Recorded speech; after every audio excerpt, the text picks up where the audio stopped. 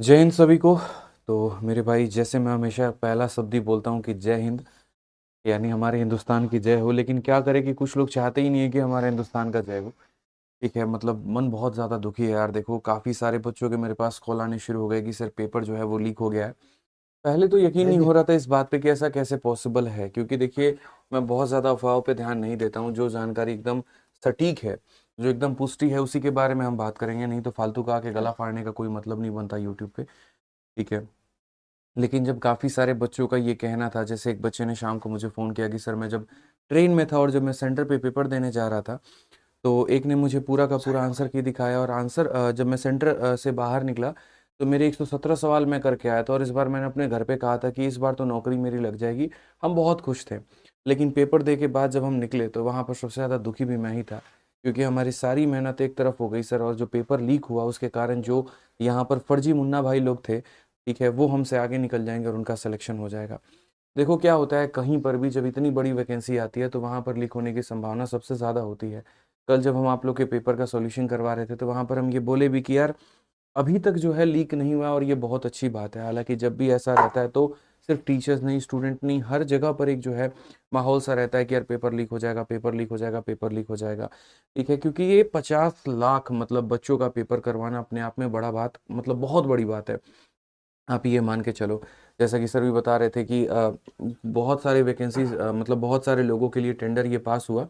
लेकिन कोई भी जो एक तरीके से सर्विस जो पेपर कंडक्ट करवाती है, किसी ने भी यहाँ पर जो है जिम्मेदारी नहीं ली कि हम पेपर कंडक्ट करवाएंगे, क्योंकि सभी एजेंसीज को बहुत अच्छे तरीके से पता था कि पेपर लीक होगा। उसके बाद में सरकार ने ऑफलाइन मोड चयन किया और ऑफलाइन मोड के माध्यम से पेपर को कंडक्ट करवाया। ऑफलाइन में भी यहाँ पर अगर आप देखेंगे तो जो प्रशासन है, उन्होंने बहुत ही बढ़िया तरीके से हर हर जगह पर अपनी पूरी रिस्पॉन्सिबिलिटी निभाई।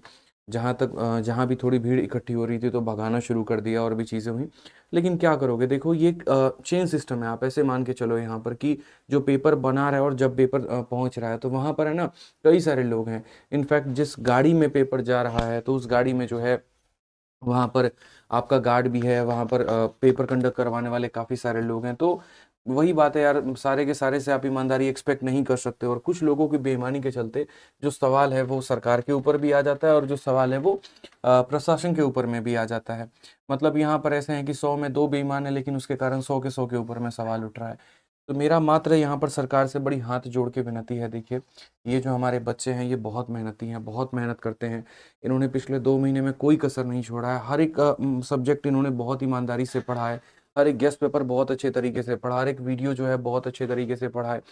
ठीक है, बुखार होने के बाद, खांसी होने के बाद, कई सारे मतलब दुख होने के बाद भी जो है ये लाइब्रेरी में अपने हिम्मत के साथ बैठे रहे। ये कभी लाइब्रेरी छोड़कर नहीं गए, हमेशा जो है तत्पर रहे अपने सपने को लेकर। कभी सारी चीज़ें जो है इन्होंने त्यागी है। अपना बर्थडे हो गया, वैलेंटाइन हो गया, वैलेंटाइन तक हो गया।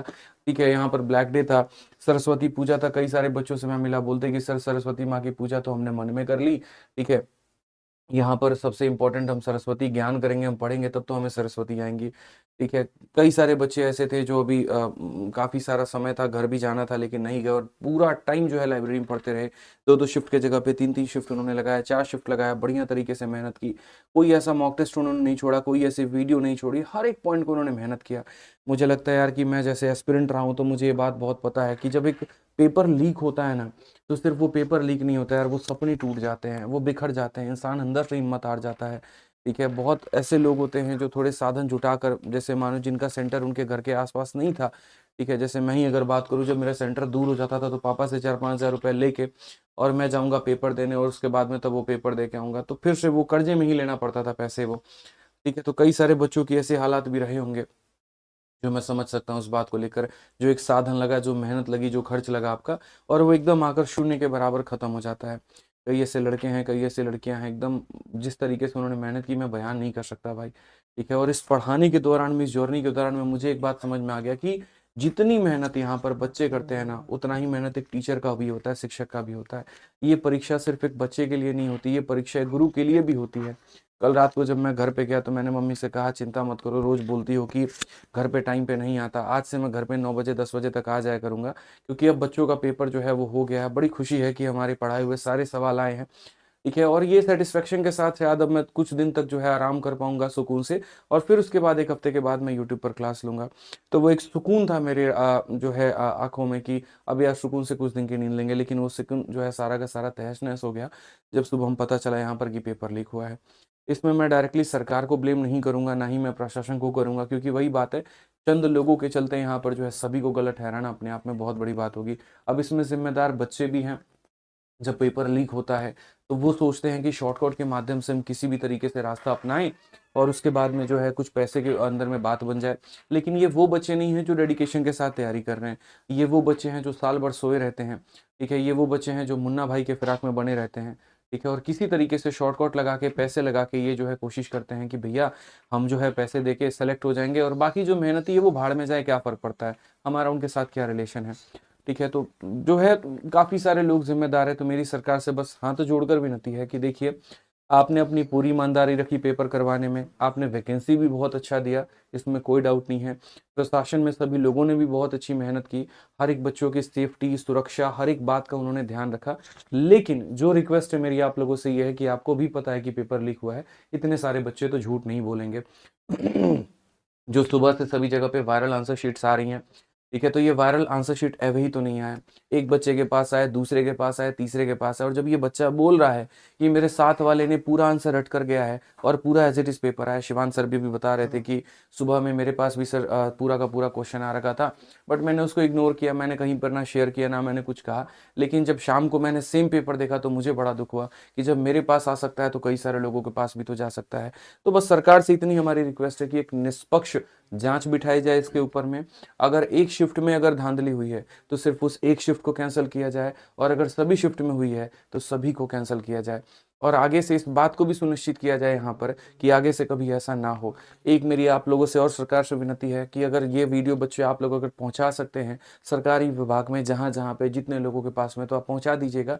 हमारा सिंपल सा एक संदेश है कि आप इतनी कड़ी कानून लेकर आइए, इतनी कड़ी सजा लेकर आइए यहाँ पे कि सामने वाले को जो है एकदम सोचने के पहले, मतलब ऐसा कोई गुनाह करने के पहले भी जो है उसका दिमाग हिल जाए, उसको सोचना पड़े मेरे भाई कि अब तो ख़त्म है। मैं आज रात में जब कल रात में जब मैं सो रहा था तो सोच भी रहा था कि अगर शायद मैं सिस्टम में होता, ठीक है, या कहीं ना कहीं अगर मैं सरकार तक ये बात पहुंचा पाता, तो एक ही बात बोलता कि चाहे कोई भी व्यक्ति हो, ठीक है, उसके ऊपर में एक तो कड़ी से कड़ी सजा होनी चाहिए, भारी से भारी जुर्माना होनी चाहिए। जब यूपी सरकार लोगों के घरों पर बुलडोजर चलवा सकती है ना, तो पेपर लीक करवाने के घरों के ऊपर भी बुलडोजर चलना चाहिए। सिंपल सी बात है भैया।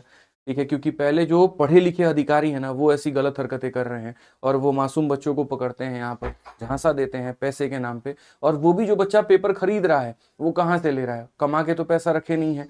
ठीक है। तो वो भी कहीं ना कहीं शॉर्टकट अपनाता है कि किसी तरीके से हम लग जाएंगे।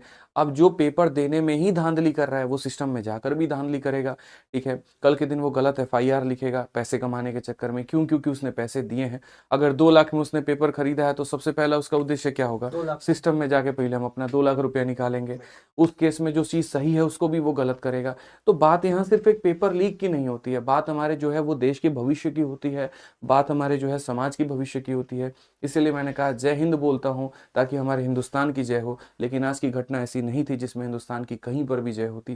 ठीक है। ये अपने आप में एक बहुत शर्मनाक बात है और इसके ऊपर सरकार को एक्शन लेना चाहिए। ऊपर से नीचे नीचे तक जितने भी अधिकारी हैं जो इसके जिम्मेदार हैं उनको बर्खास्त किया जाए, उनके ऊपर कड़ी कार्रवाई की जाए और एक समाधान निकाला जाए जिससे बच्चे जो है वो काफ़ी परेशान है तो उनका सॉल्यूशन हो। क्योंकि मुझे इतना पता है कि सरकार जो है वो सपोर्ट करती है बच्चों का। आप एज रिलैक्सेशन में ही देख लीजिए, जब सरकार तक बातें गई तो उन्होंने माना वो सारी बातें जो बच्चे मान रहे थे। तो इसमें सरकार को गाली देने की आवश्यकता नहीं है, प्रशासन को गाली देने की आवश्यकता नहीं है।